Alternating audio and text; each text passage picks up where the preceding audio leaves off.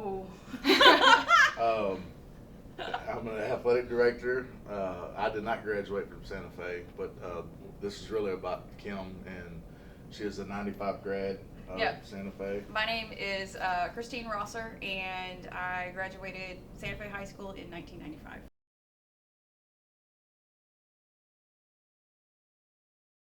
I did, yes. The reason why we're doing this is back in 1993, the girls volleyball team was asked to volunteer to help with the scoring for powerlifting, and powerlifting was just getting started as an off-season football program. So I had the opportunity to go watch the Santa Fe powerlifting meet that Saturday because we were required to volunteer, and I was enamored by the sport because it's you against yourself. You know, I played volleyball, basketball, softball in high school here, so being able to see that program be it's you against yourself. If you don't pick up the weight, it's on you. So the next year, I said I've got to do this. This is something like I've never experienced before. So I went to the athletic director at the time, not this guy, and he flat out told me no. I was not allowed to do it. So we went back and pulled some rule books, and I said yes, I can, and that's how it started. So in 1994 was my first year. I was a junior, and I was able to lift with all the guys. And what was really cool is all the guys, they didn't necessarily like that I was there, but it was okay that I was there because they pushed me just like they would push anybody else. So they didn't treat me any different. So it was really cool. The students that I lifted with were amazing. And then Coach Shaw, Todd Shaw, he was our powerlifting coach at the time. He looked at me and he said, if you don't bring home hardware, you can't come back. So that was my motivation to actually start pushing myself hard to make sure I would come home with a trophy. So at one of our last powerlifting meets for that season, I brought home a trophy. It happened to be a first place trophy. So he said, all right, you can come back next year. And that's really whenever it took off, the powerlifting team grew probably double. And I had the privilege to go to region both years, and I also had the privilege to go to nationals that season and play second. So it was really cool.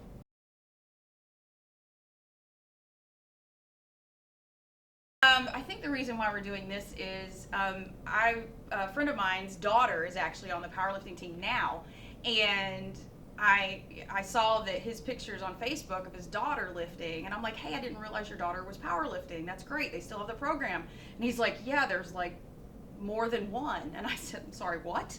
There's more than one. When's the next powerlifting meet? So he sent me a picture of the schedule, and just so happened last month Santa Fe was having a powerlifting meet. So I drove home from Illinois just to go to the powerlifting meet, and it was awesome to see more than one girl in a Santa Fe shirt.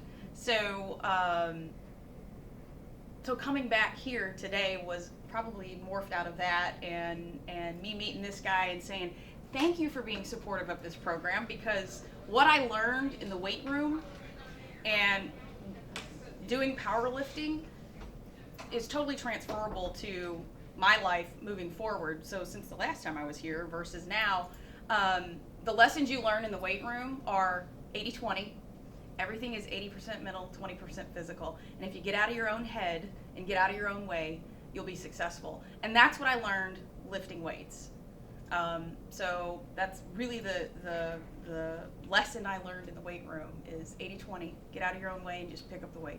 Just looking back on how Santa Fe was when she was here back in '95, correct? Mm-hmm. And she was the only power lifter for the first time, and then them saying no, and then from there, how the program has grown to where it is now. Going from one to, I want to say now our team, we can take up to 15 lifters, and Oh we're my usually gosh. filling all 15 when we take a girls. That's insane. And then I told you yesterday we had a last chance qualifier at Dickinson High School, and we 6 of them. Is that right? Five seven. lifted. Five. How many did qualify? I think Three. it's for regionals. I think it was 6. I just talked on this morning.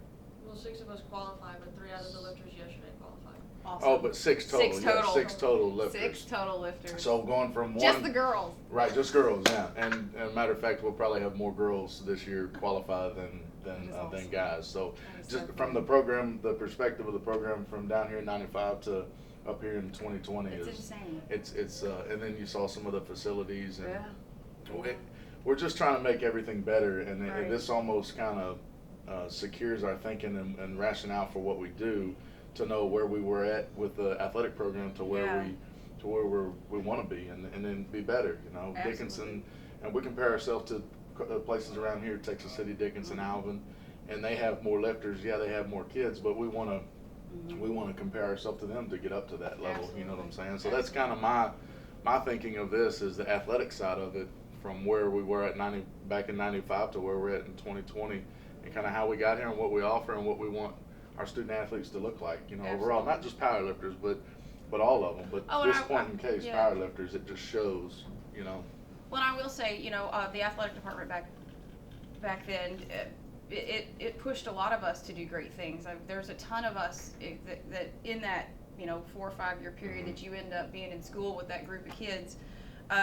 There are a ton of us out there that are running companies, and because this athletic department pushed us. Right. So it's not that we ever came out of it going, I'm going to get a scholarship to somewhere because I'm an athlete. It was really more than that, because the athletic department and the faculty and staff, education-wise, most of our football players were National Honor Society members, and we did great things. And then it was an expectation, and oh my gosh, if you got an in conduct, Right. or you were running. Right. And there was no joke, and you were expected to perform in the classroom just as much as you were expected to perform either on the field, on the court, or in the gym, or the weight room. And it just, I can just speak for this experience, but having a son that has now finished high school and moved into college, this is such an anomaly in this school, Right. because of the relationship that the athletics department and faculty and staff have, that I don't know if it's replicated anywhere else, because I know my only other experience with my son at a different high school was they don't like each other. Right. And so for us back then, and I'm sure it's that way now, it's such a symbiotic relationship, and it's positive, that I don't think, if you graduate Santa Fe High School, you totally had a different experience than some folks out Right. there, because it's just different here in a good way. So what do you think about the program? I know what I got out of it, or the life lessons I got out of it are, it's you against yourself. You don't pick up the weight, it's all your fault, right? Mhm. Nobody else to blame but you. And I took away from it the 80-20 rule. It's 80% mental, 20% physical. So do you find that you got to get out of your own head and just go pick up the weight? Yes, a lot, and I really helped a lot of girls with that yesterday. We have a couple freshmen who are lifting, and they're like, I'm not gonna get it. I was like, you need to calm down. That weight is nothing. Like, just take a deep breath, find a spot on the wall, lock eyes with it, and don't keep, just fight for it. Just keep on fighting, and you will get it. And I have to remind myself sometimes to do that. Just calm down, just take a Mhm. breath, and It's you'll just get wait. it. It's just wait. It's just another lift. Well, I know I am just thoroughly grateful that this high school has embraced women's sports the way they have. Back in the 90s, when I was going through, we were starting to kind of transition over to, letting women try different things, and to come back 25 years later and see that this school and this athletic department has embraced women, especially in the powerlifting arena, because it's my passion, and has pushed me to be a better person. I know that sounds cliche, but it really did.